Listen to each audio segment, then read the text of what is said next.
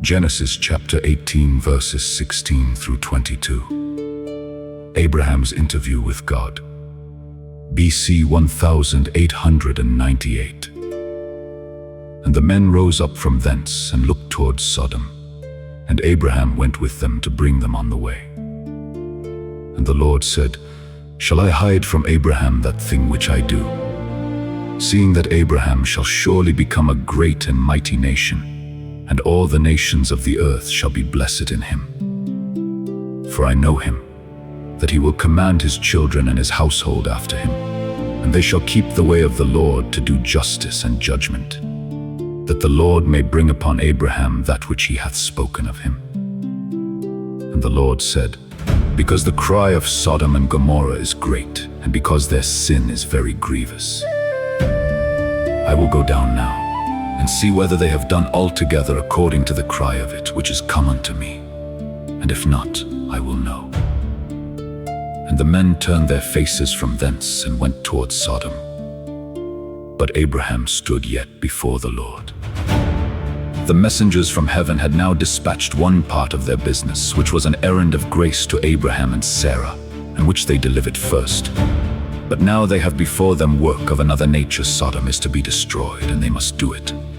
Genesis chapter 19 verse 13. Note, as with the Lord there is mercy, so he is the God to whom vengeance belongs pursuant to their commission. We here find, 1, that they looked towards Sodom. They set their faces against it in wrath, as God is said to look unto the host of the Egyptians.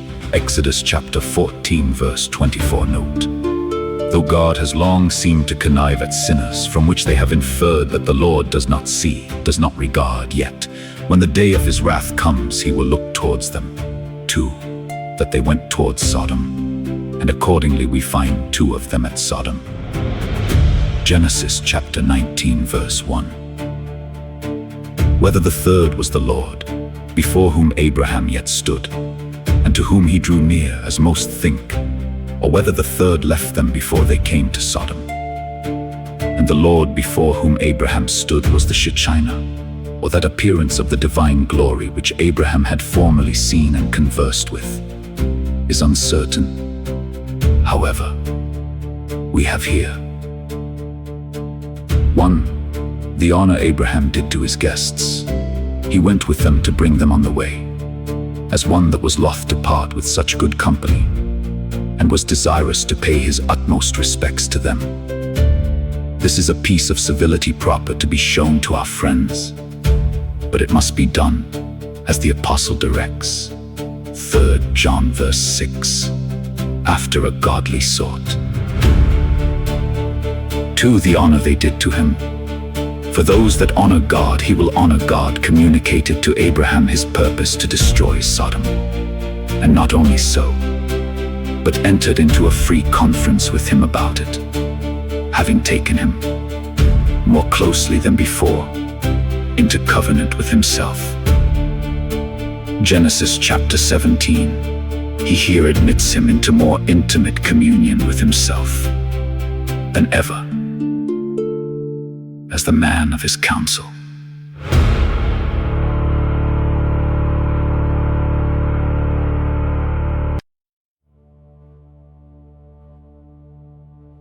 Observe here God's friendly thoughts concerning Abraham, where we have his resolution to make known to Abraham his purpose concerning Sodom, with the reasons of it.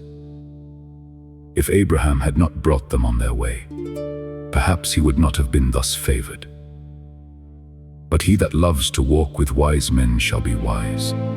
Proverbs chapter 13 verse 20. See how God is pleased to argue with himself. Shall I hide from Abraham? Or, as some read it, am I concealing from Abraham that thing which I do? Can I go about such a thing and not tell Abraham? Thus does God in his counsels express himself after the manner of men with deliberation. But why must Abraham be of the cabinet council? The Jews suggest that because God had granted the land of Canaan to Abraham and his seed, therefore he would not destroy those cities which were a part of that land without his knowledge and consent. But God here gives two other reasons. Abraham must know, for he is a friend and a favorite, and one that God has a particular kindness for and great things in store for. He is to become a great nation, and not only so, but in the Messiah, who is to come from his loins, all nations of the earth shall be blessed. Note, the secret of the Lord is with those that fear him. Psalm 25 verse 14. Proverbs chapter 3 verse 32. Those who by faith live a life of communion with God cannot but know more of his mind than other people. Though not with a prophetical, yet with a prudential practical knowledge, they have a better insight than others into what is present. Hosea chapter 14 verse 9. Psalm 107 verse 43. And a better foresight of what is to come, at least so much as suffices for their guidance and for their comfort. Abraham must know, for he will teach his household. I know Abraham very well, that he will command his children and his household after him. Consider this, first, as a very bright part of Abraham's character and example. He not only prayed with his family, but he taught them as a man of knowledge, nay, he commanded them as a man in authority, and was prophet and king, as well as priest in his own house. Observe, first, God having made the covenant with him and his seed, and his household being circumcised pursuant to that, he was very careful to teach and rule them well. Those that expect family blessings must make conscience of family duty. If our children be the Lord's, they must be nursed for him. If they wear his livery, they must be trained up in his work. Secondly, Abraham took care not only of his children, but of his household. His servants were catechized servants. Masters of families should instruct and inspect the manners of all under their roof. The poorest servants have precious souls that must be looked after. Thirdly, Abraham made it his care and business to promote practical religion in his family. He did not fill their heads with matters of nice speculation or doubtful disputation, but he taught them to keep the way of the Lord and to do judgment and justice. That is, to be serious and devout in the worship of God, and to be honest in their dealings with all men.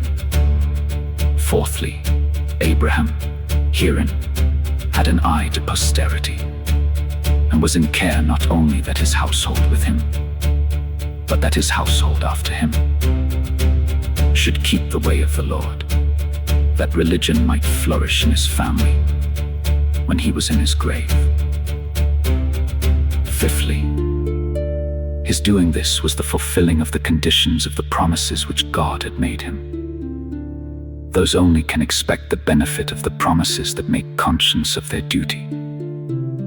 Secondly, as the reason why God would make known to him his purpose concerning Sodom, because he was communicative of his knowledge, and improved it for the benefit of those that were under his charge. Note, to him that hath shall be given. Matthew chapter 13 verse 12. Matthew chapter 25 verse 29. Those that make a good use of their knowledge shall know more.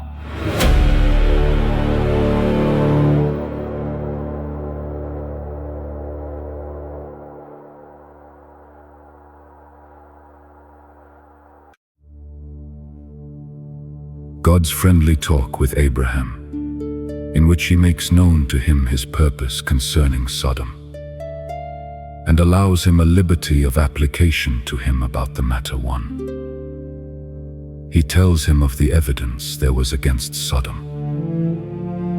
The cry of Sodom is great. Note, some sins, and the sins of some sinners, cry aloud to heaven for vengeance. The iniquity of Sodom was crying iniquity. That is, it was so very provoking that it even urged God to punish too. The inquiry he would make upon this evidence I will go down now and see, not as if there were anything concerning which God is in doubt or in the dark. But he is pleased thus to express himself after the manner of men. First, to show the incontestable equity of all his judicial proceedings. Men are apt to suggest that his way is not equal, but let them know that his judgments are the result of an eternal counsel and are never rash or sudden resolves. He never punishes upon report or common fame or the information of others, but upon his own certain and infallible knowledge. Secondly, to give example to magistrates and those in authority, with the utmost care and diligence to inquire into the merits of a cause, before they give judgment upon it. Thirdly, perhaps the decree is here spoken of as not yet peremptory, that room and encouragement might be given to Abraham to make intercession for them. Thus God looked, if there were any to intercede. Isaiah chapter 59, verse 16.